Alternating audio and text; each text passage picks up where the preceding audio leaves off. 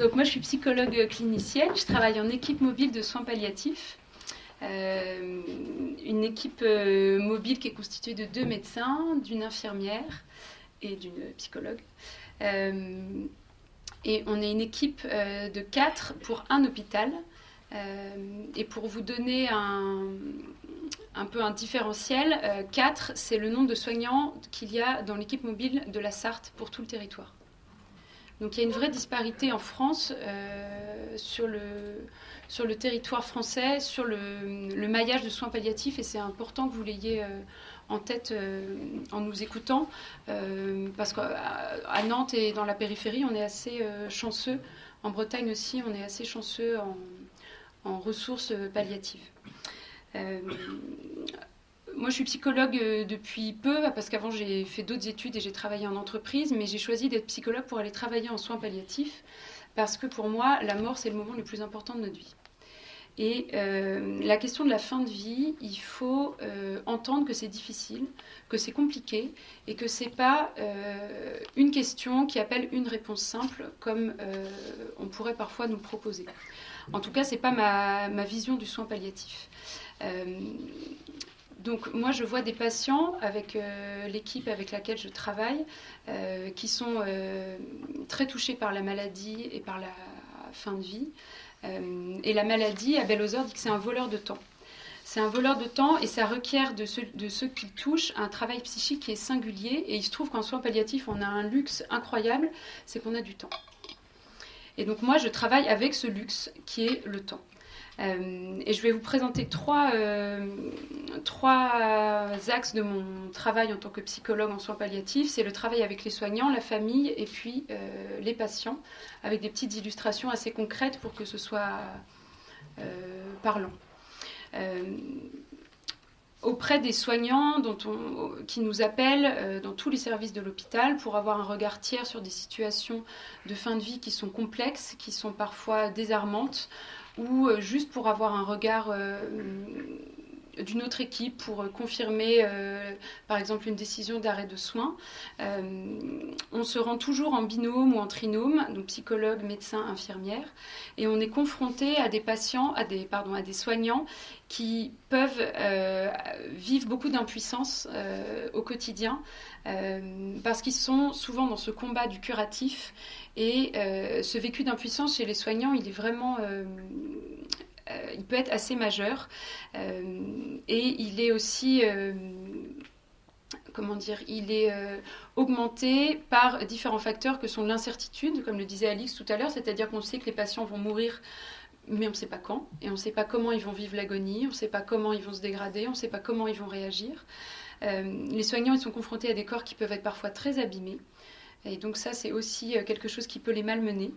Ils sont confrontés évidemment à des décès qui sont multiples, dans un contexte où on manque de soignants. Donc il y a aussi en ce moment un épuisement des ressources soignantes.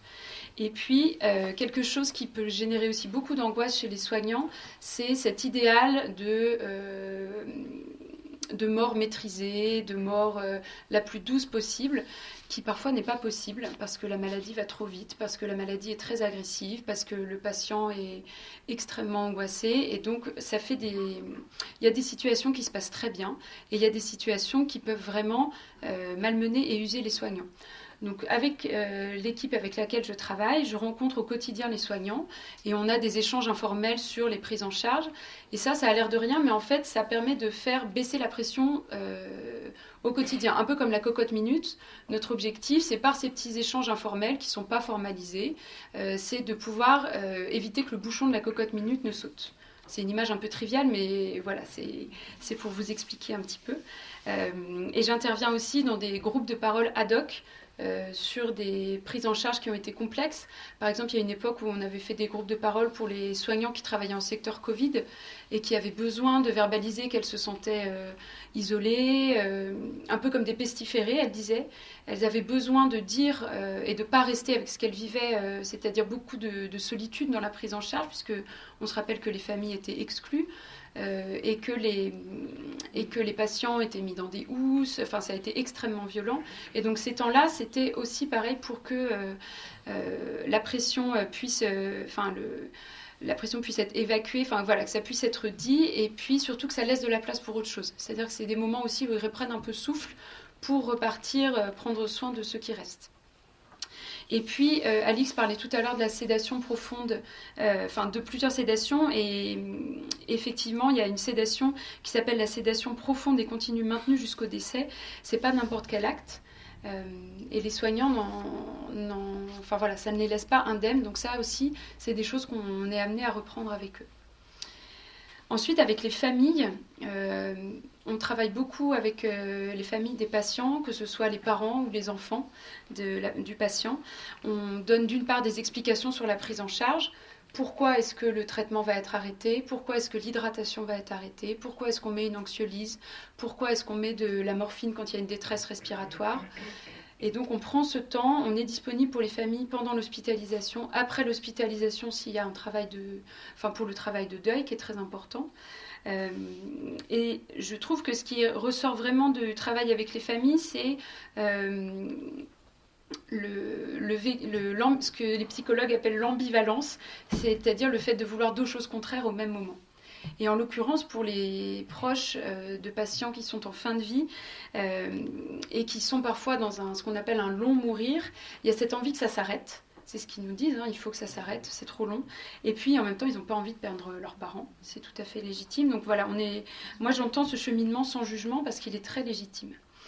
Et puis ce que j'entends aussi beaucoup, c'est la culpabilité des familles, qui peut s'exprimer de diverses façons. La culpabilité de pas être en capacité de venir à l'hôpital parce que c'est trop dur. Et ça, il faut le respecter. Et il faut aussi savoir que nous, on voit des familles à un moment ponctuel de leur longue histoire et qu'on ne connaît pas tout ce qui s'est passé. Et donc, on a beaucoup de réserves par rapport aux antécédents de la famille. Et nous, on est là pour les accompagner dans le présent. Donc il n'y a pas de jugement sur le vécu familial. Donc cette culpabilité, elle peut s'inscrire dans quelque chose de plus long. Ça peut se manifester, comme je disais, par un désir de ne pas venir à l'hôpital, de ne pas pouvoir venir. Ou alors des gens qui, à l'extrême, ne veulent pas quitter la chambre, culpabilisent à l'idée de rentrer chez eux. Et donc on est là, en tant que psychologue, pour entendre ça. Et puis, en parler. Et effectivement, le pouvoir de la parole, pour ceux qui ont déjà fait un travail psychologique, c'est que ça a de grandes vertus d'apaisement. Et mon dernier point, il est sur les patients que moi je vois avec l'équipe mobile dans deux situations, soit en début de prise en charge palliative. Donc là, ça peut être un accompagnement assez long, parce que la prise en charge palliative, elle peut durer des jours, comme des semaines, comme des mois, voire parfois quelques années. Ou alors dans le cas de dégradation subite avec des gens qui sont hospitalisés depuis quelque temps mais qui décompensent très rapidement, ou alors des patients qui arrivent par les urgences et puis qui vont se dégrader très très vite. Donc il n'y a pas... c'est un peu ces deux cas de figure. Psychiquement, puisque moi c'est l'aspect qui m'intéresse, c'est très important que vous sachiez qu'il n'y a pas d'itinéraire psychique linéaire. C'est-à-dire qu'il n'y a pas un patient qui va réagir comme un autre. Et c'est pas parce qu'on avait une idée de ce que pouvait représenter la mort quand on était bien portant qu'on l'a quand on est soi-même malade en fin de vie. On ne sait pas quelles vont être les ressources qu'on peut avoir quand on est confronté à un drame et à sa propre mort. Ça, c'est vraiment important de le savoir. La maladie, elle impacte l'estime de soi, elle impacte la confiance qu'on a dans son corps. Il y a aussi ce vécu chez les patients du non-sens. C'est des situations de... on s'approche de sa finitude, il y a beaucoup de... C'est difficile parfois de trouver un sens, et parfois on est là aussi pour reconnaître avec eux que c'est très injuste et c'est très cruel, et qu'on n'a pas la réponse, on n'a pas la baguette magique. On n'est pas là pour donner une baguette magique. Et ce que je voudrais vous spécifier aussi, c'est que l'intensité de l'angoisse que peuvent ressentir les patients, elle est souvent corrélée à leur personnalité, leur entourage, leur spiritualité, leurs croyances et puis leurs ressources. Quand on va voir un patient avec l'équipe mobile, la première question qu'on leur pose, c'est qu'est-ce qui est le plus pénible pour vous ? Et on a le temps de discuter avec eux, on peut prendre 20 minutes, une demi-heure, 3/4 d'heure. On a vraiment beaucoup plus de temps que ce que les équipes d'Alix ou les équipes de cancéro, de pneumo peuvent avoir, surtout en ce moment avec la pression sur les ressources soignantes.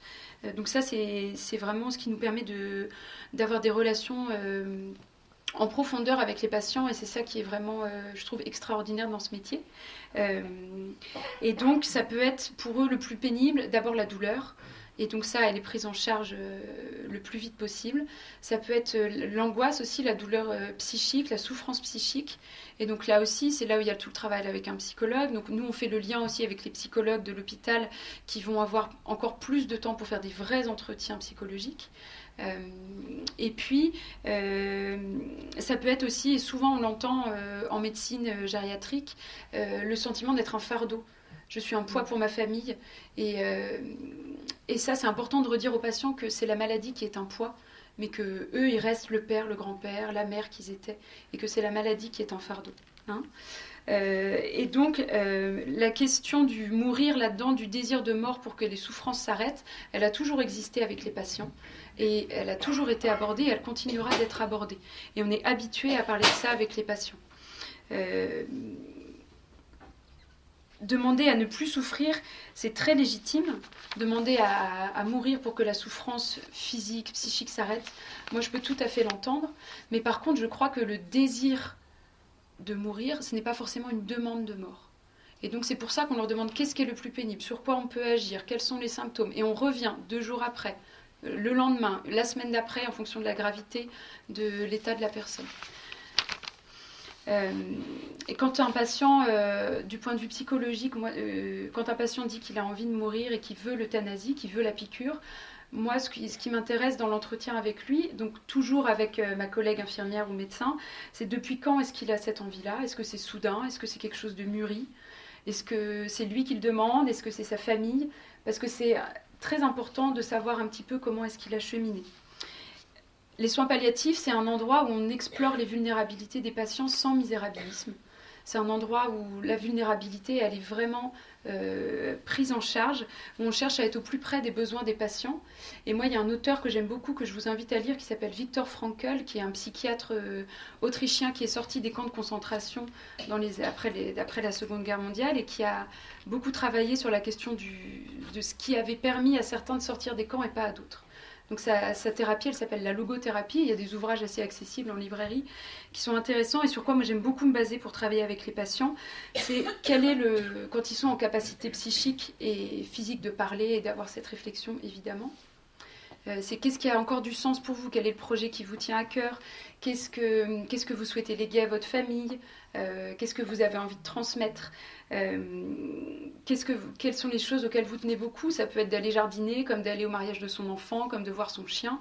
Et donc ça, avec les équipes des services dans lesquels on va, on essaye de mettre ça en place le plus spontanément possible.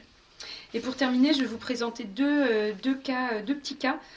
Le premier, c'est le cas d'une dame que j'ai vue en hospitalisation qui était militante ADMD et qui demandait l'euthanasie avec beaucoup de fermeté tout au long de sa prise en charge. ADMD, c'est une association qui milite pour le droit à mourir dans la dignité, donc qui est favorable à l'euthanasie. Et donc la famille demandait l'euthanasie à tous les soignants, à toute heure de la journée. Et quand on entrait dans la chambre, il y avait beaucoup d'inconfort, il y avait une ambiance lourde parce que le sujet de l'euthanasie c'était le sujet de toutes les discussions et ça figeait la relation entre la patiente et les soignants, mais aussi entre la patiente et sa famille. Et en fait, ils n'ont pas pu profiter de leur relation. Malgré la tristesse et les difficultés et toute la souffrance, ils étaient même plus capables de se tenir la main, de se regarder, alors que ce temps de fin de vie, c'est aussi du temps qu'on a pour s'aimer. Pour moi, ça c'est vraiment majeur d'avoir ça en tête. Et puis le deuxième cas, c'est un patient que j'ai rencontré qui avait eu un diagnostic très péjoratif de cancer et qui a été très vite, la maladie était très agressive. Et il a demandé l'euthanasie quand il a été hospitalisé tout de suite après parce qu'il était complètement sidéré par ce qui s'était passé et il n'avait pas envie de se voir diminuer. Donc on l'a beaucoup accompagné pendant son hospitalisation et il a beaucoup cheminé parce qu'après une annonce pareille, il faut du temps. Et c'est normal de pas avoir envie de se voir malade et diminuer. Et il faut du temps pour pas accepter la maladie, mais consentir à être malade. Et donc 3 semaines plus tard, il est rentré chez lui avec l'hospitalisation à domicile, l'HAD. Et il m'a dit cette très belle chose avant de partir. Donc il avait pu investir un retour à la maison. Il m'a dit, j'ai compris que j'étais comme un papillon, que j'étais éphémère. Et donc pour conclure, ce que je veux vous dire, c'est qu'il est important d'avoir le temps, pendant qu'on est vivant, en bonne santé, ou en moyenne santé d'ailleurs, de travailler sur le fait qu'on va mourir. De prendre le temps de réfléchir à cet événement, de se préparer à se détacher de nos biens, des gens qu'on aime, pour se concentrer sur l'essentiel et pas sur le superflu. Voilà.